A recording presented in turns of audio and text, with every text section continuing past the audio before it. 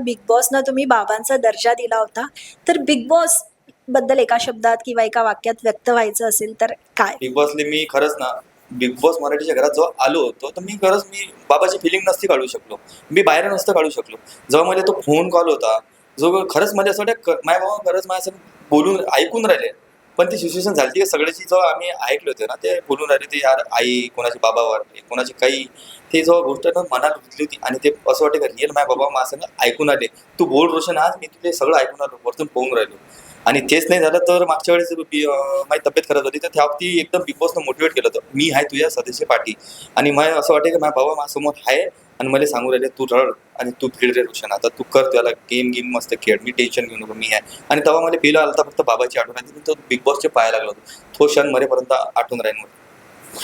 तर thank you so much Roshan दादा.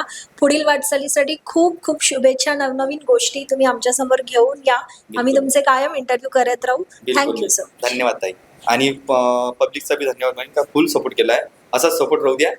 आणि नवीन गेममध्ये कुठंतरी दिसणार, कारण की मी हारणार नाही, हा थांबणार नाही.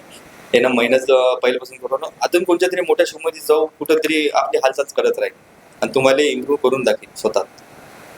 Thank you so much. धन्यवाद.